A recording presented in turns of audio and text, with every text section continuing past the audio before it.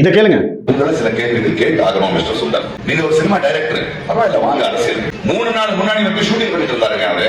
ஒரு cinema director பண்ணும்போது ஒரு டைரக்டர் ஆகிறதுக்கு எத்தனை வருஷம் கஷ்டப்பட்டு இருப்பேன், என்னென்ன கத்துக்கிட்டு இருப்பேன், ஒரு சிறந்த டைரக்டர் ஆகிருக்கு.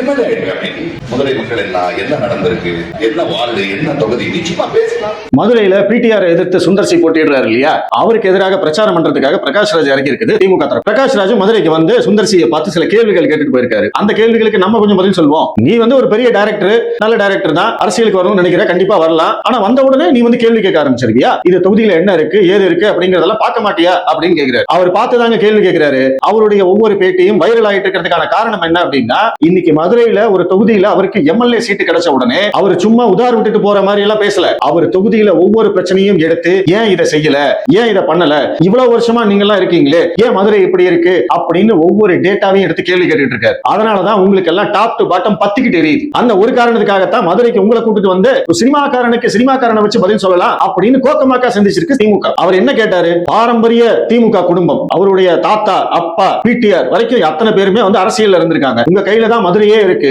அப்படி இருக்கிற மதுரை ஏன் இப்படி குப்பை கூலமா வச்சிருக்கீங்க, ஏன் கழிவு நீர் எல்லாம் வந்து ரோட்ல போயிட்டு இருக்கு, ஒரு நல்ல ரோடு கிடையாது, ஒரு நல்ல வளர்ச்சி திட்டம் கிடையாது, எதுவுமே இல்லாம நீங்க வந்து மதுரையில எம்எல்ஏவா இருந்துட்டு என்னத்தை பண்ணீங்க அப்படின்னு அவர் கேள்வி கேட்கிறாரு. அந்த கேள்விக்கு நீங்க முதல்ல பதில் சொன்னீங்களா? பிடிஆர் இது வரைக்கும் பதில் சொல்லியிருக்காரா? என்னையா பண்ணீங்கன்னு கேட்டா 3 கக்கூஸ் கட்டி கொடுத்திருக்கேன்னு சொல்ற ஒரு ஆளை வக்காலத்து வாங்குறதுக்கு நீங்க வந்திருக்கீங்க. சரி, நீங்க பேசுறீங்கல்ல, நீங்க சொல்லுங்க. சரி, சுந்தர் சியை பார்த்து சினிமாக்கார ஒரு டைரக்டர் அப்படின்னு சொல்றீங்களே, நீங்க யாரு? உங்களுக்கு தமிழக அரசியலுக்கு என்ன சம்பந்தம்? மோடி எடுத்து பேசினா உடனே இங்க வந்து நீங்க யாருக்கு வேணாலும் அட்வைஸ் பண்ணலாமா? இந்த தொகுதியை பத்தி என்ன தெரியும், அரசியலை பத்தி என்ன தெரியும் சுந்தர் சியை பார்த்து கேக்குறீங்களே. தமிழ்நாட்டு அரசியலை பத்தி உங்களுக்கு என்ன தெரியும்? இதே தமிழ்நாட்டுல கள்ளச்சாராய சாவு நடந்தது. இங்க கஞ்சா போதை மருந்தால எத்தனையோ பெண்கள் பாலியல் பலாத்காரம் செய்யப்பட்டாங்க. அரசு ஊழியர்கள் இருந்து ஆசிரியர்கள் இருந்து போராட்டம் பண்ணிட்டு இருந்தாங்க. அதுக்கெல்லாம் நீ இன்னைக்கு குரல் கொடுத்திருக்கியா? அப்புறம் எதுக்கு நீ இன்னைக்கு வந்து பேசுற? யார் நீ முதல்ல இன்னைக்கு வந்து பேசுறதுக்கு? மதுரை மக்களுக்கு அட்வைஸ் பண்றதுக்கு நீங்க யாரியா? உங்களுக்கு என்ன அதிகாரம் இருக்கு? உங்க வேலை என்னமோ அதை மட்டும் பார்த்துட்டு போகணும். மேடை போட்டு கொடுக்குறாங்க, மைக் கொடுக்குறாங்க, டிவில வந்து வாய்ப்பு கொடுக்குறாங்க அப்படிங்கிறதுக்காக வாய்க்கு வந்ததையெல்லாம் பேசிட்டு போக கூடாது. இன்னொரு விஷயம் பேசியிருக்காரு, அது என்னன்னு கேளுங்க. குறைய மட்டும் சுட்டி காட்டுவியா, நிறைய கொண்டாட மாட்டியா?